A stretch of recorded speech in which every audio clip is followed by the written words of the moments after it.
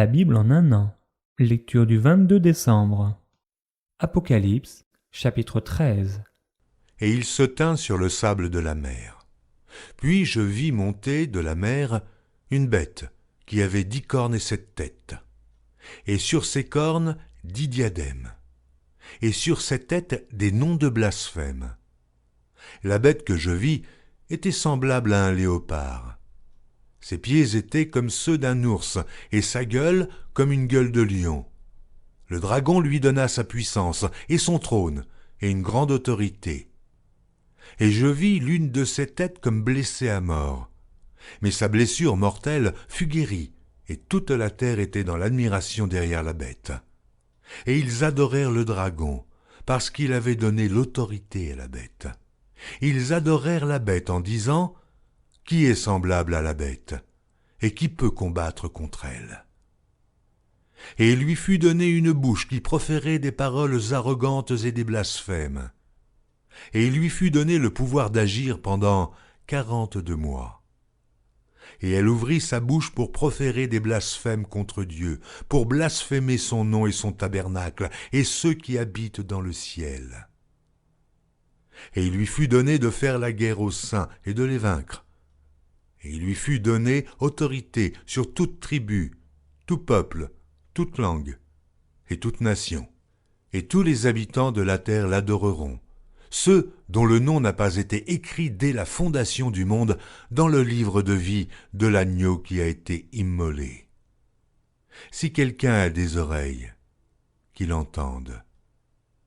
Si quelqu'un mène en captivité, il ira en captivité. Si quelqu'un tue par l'épée, il faut qu'il soit tué par l'épée. C'est ici la persévérance et la foi des saints.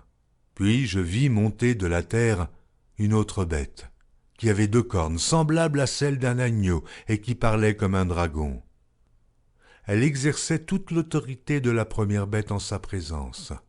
Et elle faisait que la terre et ses habitants adoraient la première bête, dont la blessure mortelle avait été guérie. Elle opérait de grands prodiges, même jusqu'à faire descendre du feu du ciel sur la terre à la vue des hommes.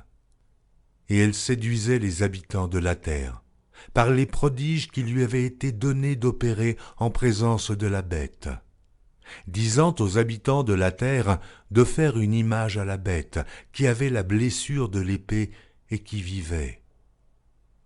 Et il lui fut donné d'animer l'image de la bête, afin que l'image de la bête parlât, et qu'elle fît que tous ceux qui n'adoreraient pas l'image de la bête fussent tués.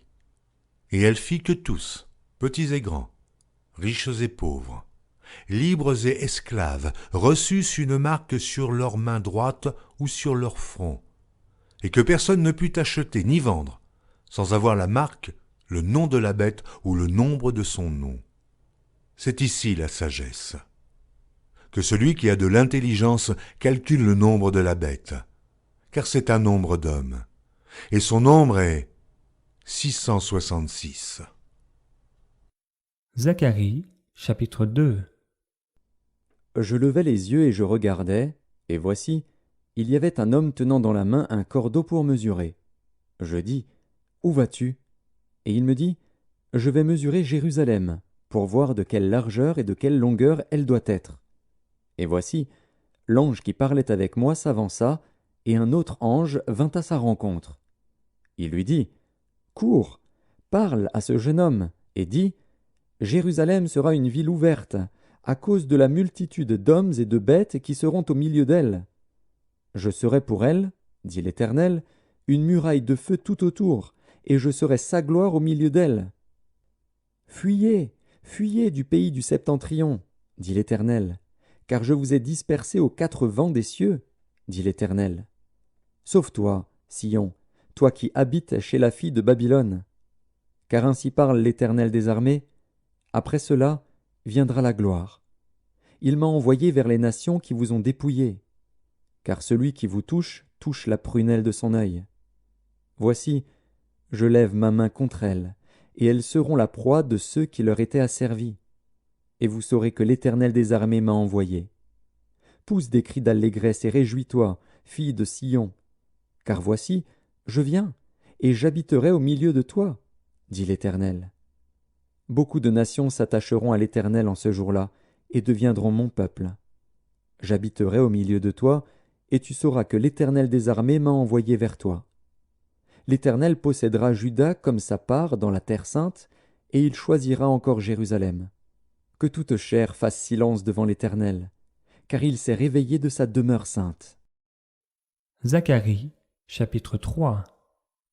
Il me fit voir Josué, le souverain sacrificateur, debout devant l'ange de l'Éternel, et Satan qui se tenait à sa droite pour l'accuser. L'Éternel dit à Satan, « Que l'Éternel te réprime, Satan, que l'Éternel te réprime, lui qui a choisi Jérusalem.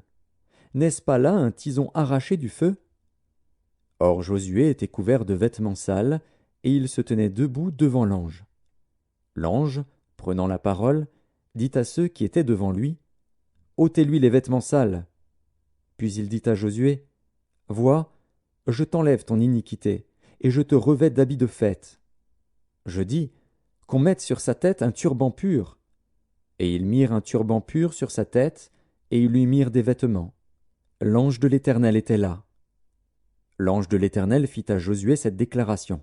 « Ainsi parle l'Éternel des armées. Si tu marches dans mes voies et si tu observes mes ordres, tu jugeras ma maison et tu garderas mes parvis, et je te donnerai libre accès parmi ceux qui sont ici. Écoute donc, Josué, souverain sacrificateur, toi et tes compagnons qui sont assis devant toi, car ce sont des hommes qui serviront de signe. Voici, je ferai venir mon serviteur, le Germe. Car voici, pour ce qui est de la pierre que j'ai placée devant Josué, il y a 7 yeux sur cette seule pierre. Voici, je graverai moi-même ce qui doit y être gravé, dit l'Éternel des armées, et j'enlèverai l'iniquité de ce pays en un jour.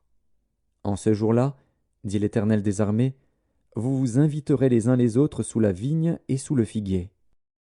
Psaume, chapitre 141. Psaume de David. Éternel, je t'invoque, viens en hâte auprès de moi, prête l'oreille à ma voix quand je t'invoque.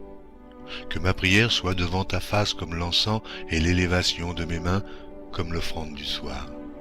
Éternel, mets une garde à ma bouche, veille sur la porte de mes lèvres.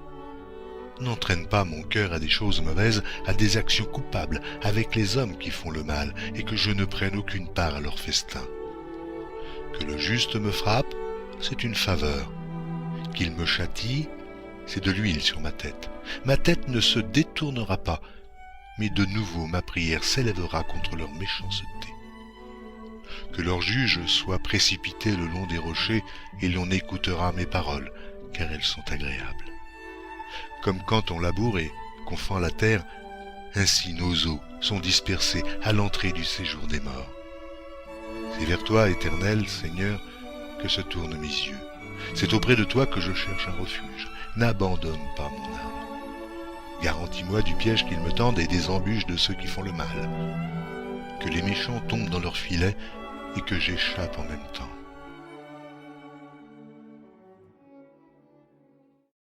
Proverbes, chapitre 30, versets 18 à 20.